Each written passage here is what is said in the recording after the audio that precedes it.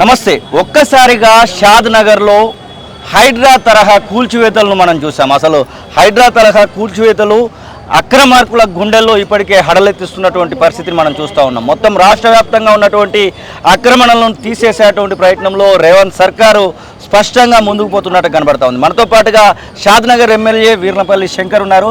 అన్న, అసలు ఏంటి నిన్న హైడ్రా తరహా కూల్చివేతలు షాద్ నగర్లో జరిగాయి, అవి మీ దృష్టిలో ఉన్నాయా లేకపోతే అధికారులే ఆ కూల్చివేతలను ప్రారంభించారా?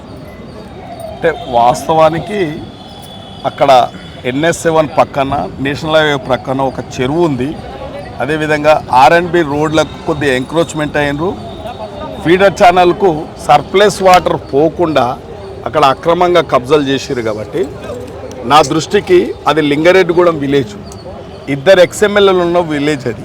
ఒక బక్కర్ నర్సింహులు, బీకిష్టే అని, వాళ్ళు చాలా నీతిమంతులు, చాలా చక్కటి వ్యక్తులు, మంచి వాళ్ళు ఎన్నోసార్లు చెప్పిన కూడా ప్రభుత్వము అప్పుడున్న ప్రభుత్వము నెగ్లెక్ట్ చేసి నిర్లక్ష్యం చేశారు. కాబట్టి అక్రమాలుగా వాళ్ళు గోడలు కట్టుకోవడం జరిగింది, కట్టుకాలువలు కూడా కబ్జాలు పెట్టడం జరిగింది. కాబట్టి బేషరతుగా అందరం కూడా కలిసి దాన్ని డిస్మెంటల్ చేయడం జరిగింది. అక్రమార్కులను తొలగించేసినాం, దాంట్లో ఏమి ఇబ్బంది లేకుండా తొలగించేసినాం.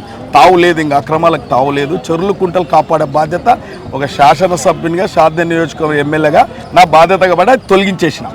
ఓకే. అసలైన తొలి వెలుగు.